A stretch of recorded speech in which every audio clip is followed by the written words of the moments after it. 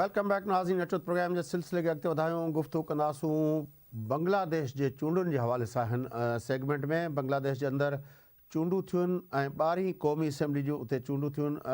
National पंहिंजो assembly जूं 12th जेका उन्हनि जी इलेक्शन थी आहे। पर इलेक्शन खां पहिरियों तमामु वॾी जेको आहे गहमा गहमी हुई ऐं उन गहमा गहमी उहा इहा हुई त बलोचिस्तान पंहिंजो बांग्लादेश जी जेका मुख्य अपोज़िशन पार्टी हुई बांग्लादेश नेशनल पार्टी BNP जंहिंखे चइजे उन जेको आहे पंहिंजो चूंडुनि जो बाइकआउट कयो आहे। उहा तव्हांखे यादि ॾियारींदा हलूं पंहिंजे नाज़रीन खे अंडरस्टैंडिंग लाइ त जेको जनरल ज़ियाउर रहमान हुयो उनजी बेगम साहिबा ख़ालिदा ज़िया जेका आहे जेका प्राइम मिनिस्टर बि रही चुकी आहे बांग्लादेश जी, उहा उनखे लीड कंदी आहे। जॾहिं त हिन वक़्तु जेका हुकूमत में आहे हसीना वाजिद साहिबा शेख हसीना वाजिद साहिबा उहा शेख मुजीब रहमान जी न्याणी आहे ऐं उहा 2 दफ़ा मुसलसल जेका उहा प्राइम मिनिस्टर रही चुकी आहे। पर जेके चूंडूं थियूं आहिनि उन चूंडुनि जे हवाले सां मुख्य अपोज़िशन पार्टी जेका आहे उन बाइकआउट कयो आहे। उनखां पहिरियों जेको आहे 2 महीना पहिरियों वॾा प्रोसेशन्स बि थिया, वॾा एहतजाज थिया बांग्लादेश जे अंदरि।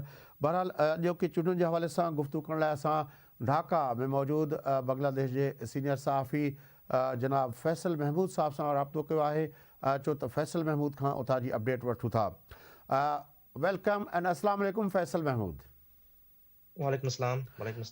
Faisal bhai, I would like to ask the fundamental question: how do the people of Bangladesh, and according to your point of view, see these elections which are held today? Thank you. First of all, I'll be hard pressed to call this a proper election, because this was not a proper election. It was a selection. The fate of this election was long decided before if even the balloting started. Because, consider that in Pakistan, you have 3 major parties. Previously, you used to have like 2 major parties, PPP and Muslim League, and now you have PTI. Now consider that 2 out of these 3 major parties didn't take part in an election. Then you just can call it an election. It has to be a selection where the only party that is participating will just distribute the seats. So here, Bangladesh Nationalist Party boycotted and Awami League just took part in the election. So it was always decided that Awami League is going to win. And it happened. But the way it has happened has shown how far this regime would go. Because I can give you one example. Up until 3 p.m. today, the official turnout of the election commission was around 27%. And which is quite high, because I've been visiting centers throughout the day, and in my opinion, the percentage of voter turnout would be more than 15%. But then again, let's consider EC data, that's 27%. After 3 p.m., I visited around 10 centers in Dhaka, and I didn't find any voters. But when the polling closed at around 4 p.m., the chief election commissioner later on said that the total turnout is around 40%. So during the last 1 hour, 13% votes were casted where I didn't see a single vote. So you understand the quality of the election, right? So it's really hard to call it a proper election. Anyway. What is the viewpoint of the international observers? Because I was watching the news that international observers were invited to supervise these elections. Did any report is been released by international observers? Yes. I attended the conference where foreign observers expressed their opinion about the election. And they said that the election was peaceful and very quiet. But when we asked about the turnout, most of the election observers say that they were not here to judge the turnout. They were here to see how the elections were conducted, whether this was peaceful, whether this was systematic, whether voters were able to cast votes properly. So in that sense, the election was obviously peaceful.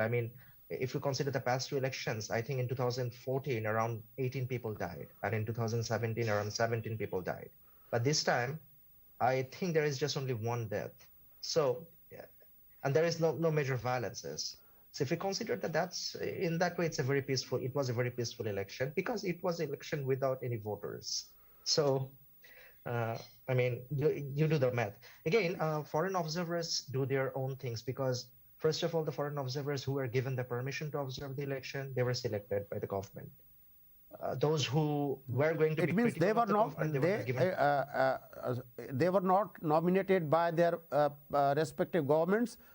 It was not not the if, for example, not the United States observers were nominated by United States government or the State Department, or the UN European Union observers were not nominated by the European Union Commission.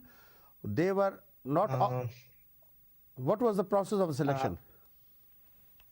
That's a good question. To be honest, I'm not sure, because I think the European Union sent a team, and that was their officially mandated team. But I'm not sure about the United States.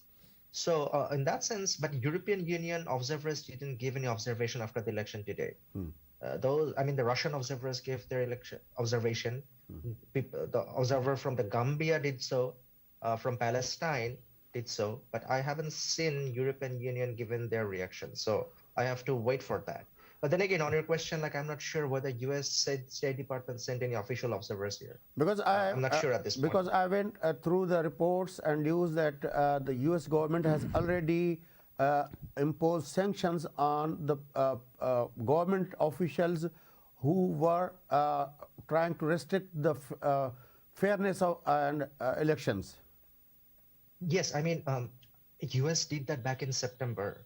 And they said that those who undermine the democratic process, a free, fair, and participatory election, they will fall under the U.S. visa sanction. But U.S. hasn't disclosed any name yet, and I don't know what the government will anticipate, because it was obviously not a participatory election. Free and fair, I don't know. That's up to the U.S. to judge.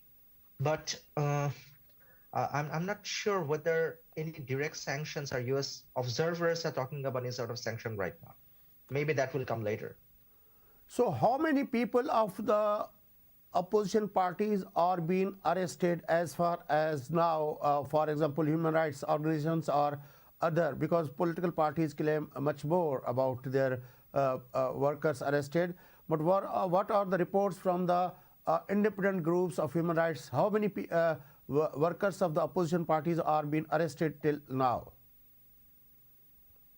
Since the October 28 protest, where BNP tried to muster a large number of people in the capital and try to create what in the police versions they try to create anarchy, I think more than 20,000 opposition activists and top leaders are being arrested, and some of them are given even jail sentences.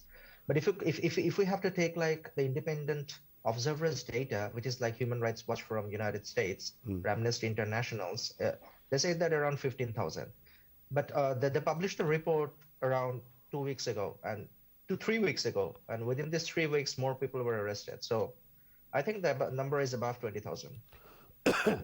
What is the role of General Irshad's party, JSD? Jatiya Party. Yeah, Jatiya Dal.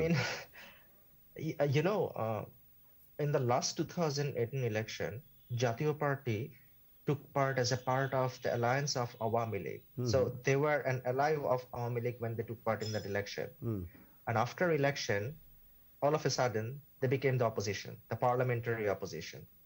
So it was a massive joke. And when you have your ally in the parliament, like a domesticated opposition, you exactly don't have a proper opposition in the parliament.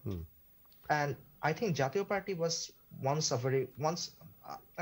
it was considered the fourth most popular party after Awami League, PNP, Jamaat, and then you used to utter the name of Jatiya Party, because they have a strong voter base in the northern part of Bangladesh.